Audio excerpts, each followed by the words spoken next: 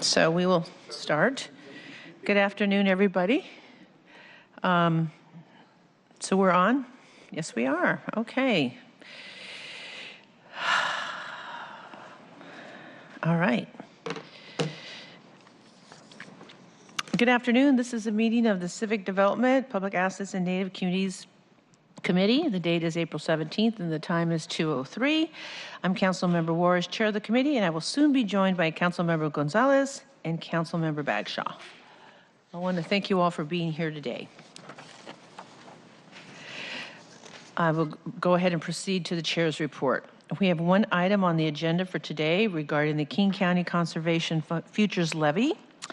And we hope to run this meeting efficiently to accommodate the select committee on the library levy that is to begin at 2:30 with full council. That, as I shared, that will happen the minute that we're done with this committee. And so with that, we'll move into public comment. And Nagin, I'll let you take it from there. And as you know, please state your name. You have 2 minutes to address items that appear on the agenda, which we have one item on the agenda, and we'll move forward with that. That's okay. Councilmember Juarez, we have one person signed up, and that's Alex Zimmerman.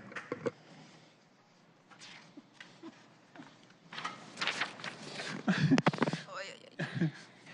swear if he doesn't. Sie heil, my dirty Führer, a Nazi garbage rats from Animal Farm.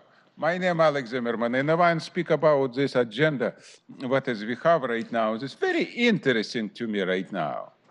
So, approving future levy fund without city council approval.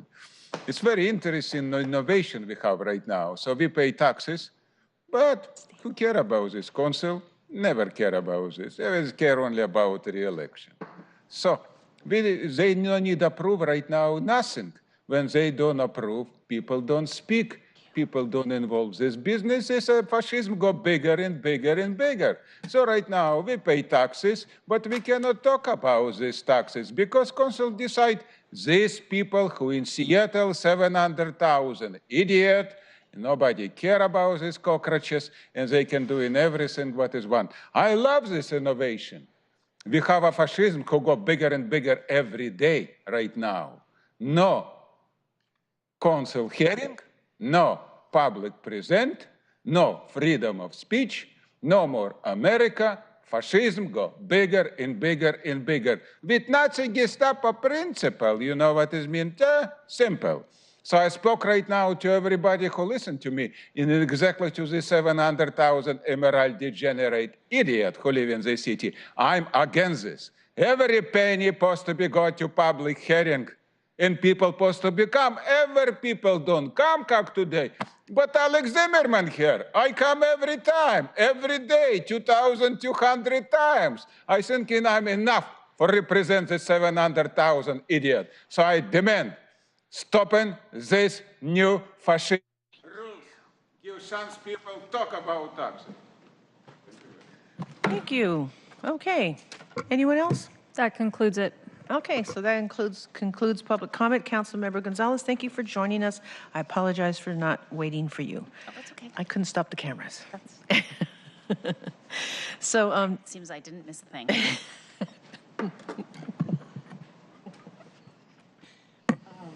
Am I making you laugh too much? I'm sorry. That's what I love about you. Okay, so we are going to move on to items of business. So, Nagin, why don't you read our first item into the record, and then we'll move into our presentation. Great. Item 1, Council Bill 119494, an ordinance relating to King County Conservation Futures Levy proceeds, authorizing the mayor to amend the interlocal cooperation agreement between the City of Seattle and King County, authorized by City of Seattle Ordinance 114978, to allow for the acceptance of conservation futures levy funds without City Council approval, and authorizing the use of a new amendment template for future amendments to that agreement. Thank you. And so I'll let you guys introduce yourself and welcome back. Thank you. We'll go ahead and make introductions, and then I'm guessing you and Chip will walk us through this, and then we'll do a vote. So go ahead. Great. So my name is Jesus Aguirre. I'm the interim superintendent for Seattle Parks and Recreation. I'm Chip Nevins, acquisition planner for Seattle Parks and Recreation. Good. So my part of this is very brief because Chip is the expert here, but we really appreciate the opportunity to talk to you about this proposed legislation. And this is speaking about our Conservation Futures Tax Program, which for over 30 years has provided matching funds to allow us to access parks and open space across the city. We've used it to match funds from all of our previous levies and are using it now to match some of our park district funds.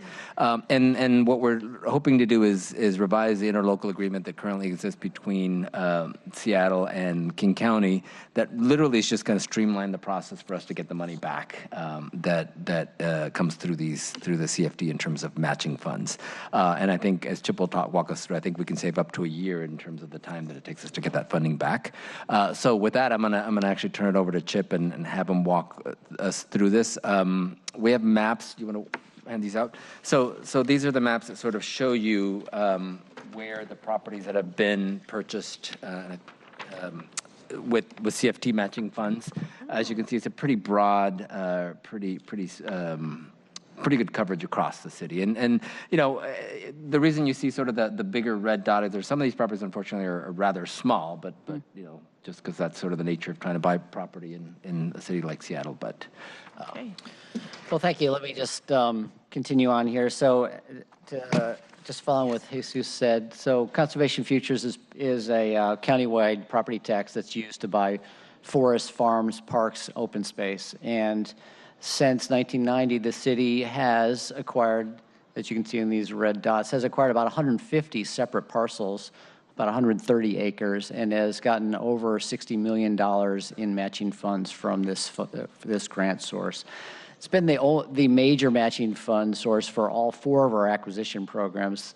The 90s had the King County Open Space and Bonds program. Then we had early 2000s, the Pro Parks Levy, 2008 Parks and Green Spaces Levy, and now the Park District funding. And I think one thing to note is Conservation Futures is a matching fund. We need to put in 50% of the funds, and then we get matched equal back. And the more funds we have available for acquisition, the more funds we can get. Historically, we've gotten about $3 million a year. Currently, our acquisition budget is $2 million a year, which leaves $1 million on the table. So we're hoping that in the next round of Park District funding, we can bring that back up to $3 million.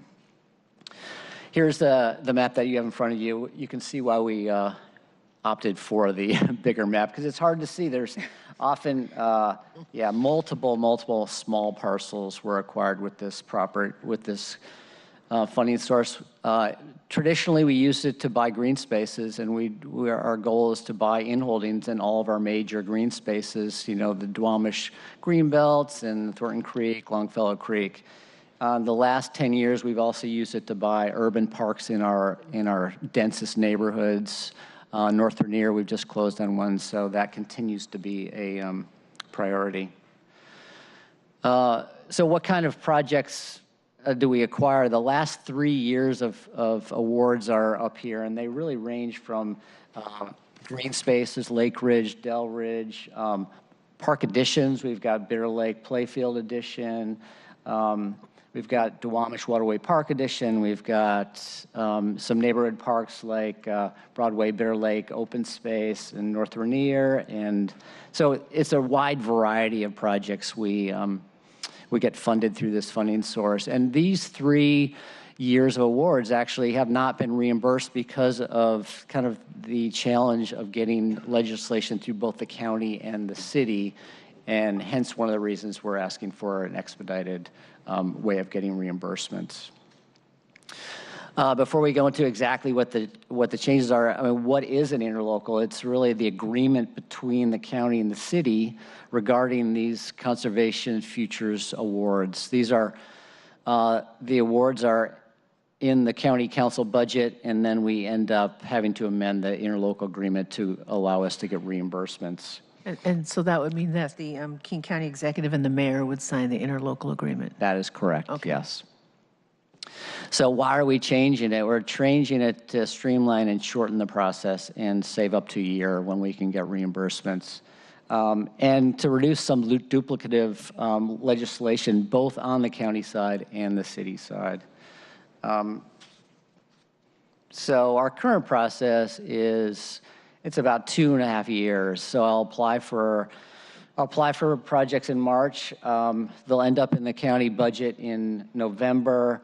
Then sometime in spring, the county will do legislation that allows the county executive to enter into a new interlocal with the city. And then sometime later in the year, the city will do the same legislation that allows the mayor to enter into interlocal with the county, and then we get the two executives to sign, and then I can finally ask for reimbursement about 2.5 years after I have applied for the original award. The new process is streamlined in that we take out the middle steps. So we still have to apply, we still get in the King County budget, but then we are allowed to just have the mayor and the executive, King County executive, sign the amended interlocal with the new awards, and then I can apply for reimbursements right away. Why is this so? It looks like you have a question.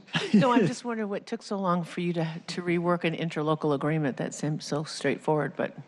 You know, it just has to do with the timing of legislation. So at the county, they have to wait for the budget to be passed, and then they have their 3-month process to get legislation through council, and then we have to wait for that legislation before we can start our 3-month process. And by the time all that happens, it's just time. It's not that it's hard, it's just time spent. Okay.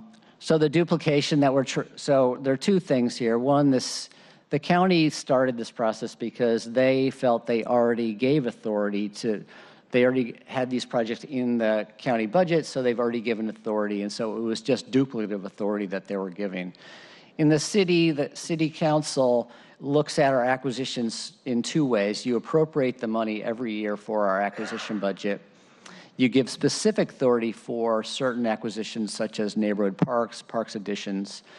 And in those, last year you passed an ordinance that gave us authority to buy green spaces in identified areas. Mm-hmm. So we can buy those, but we always have to come back to council to get those accepted. So you do see every acquisition we do at least once. And so by eliminating this CFT interlocal, you still have the ability to see all of our acquisitions.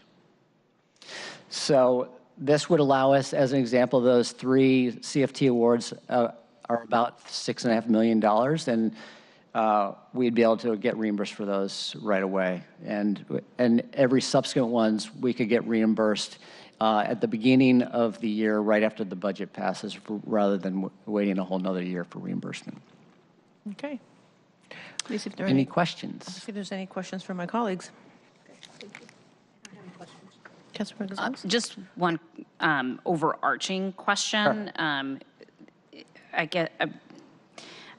I was mostly tracking the distinction you were making at the end of your remarks, but to me, this legislation seems to limit both the county council and the city council's oversight of some of the acquisition questions and just the overall implementation of the program. But I'm hearing you say that maybe it doesn't actually modify the council's ability to continue to exercise its oversight. Just help me understand a little bit better what the impact on council's role as an oversight body will be if this legislation is adopted. Sure. On the county council side, they approve all the projects, specific projects, through their county budget. So they've already looked at all the specific conservation futures awards and approved them as part of the budget. In the city council, I think there are 2 ways that you still have oversight over the acquisition program. You appropriate money every year for our acquisition budget, and all neighborhood parks, park additions, anything outside the green spaces, we have to have specific legislation for approval of those acquisitions. And all green spaces, you have already given us approval to buy within certain areas, but we always come back to the council to have you accept those acquisitions after we've acquired them. So you will always see every acquisition that we've done. And I'll back up, the CFT interlocal does not include all of our acquisitions. It's just the acquisitions that have gotten grant funding. So you do see every acquisition outside of the CFT interlocal. Okay. Yep. All right. Okay, so if that, then we'll move forward. Anything else from, okay, we'll move forward for a vote. I move the committee pass Council Bill 119494, the King County Conservation Futures Levy Interlocal Agreement. Second. Motion is moved and seconded. All those in favor say aye. Aye. Aye. All those opposed, say no. No, ayes have it. It passes, and we will present this to full council, or recommend to full council on Monday. Thank you, Chip. Thank you, Jesus. Thank you for the memo and the fiscal note. You're welcome. Good job, Chip. All right, so before we adjourn, let me make a few comments, and then we'll move to adjourn. The next, we'll see each other in a few minutes. The next meeting of the Civic Development, Public Assets, and Native Communities Committee will be Wednesday, May 1st at 2 o'clock, and with that, we stand adjourned. Hi.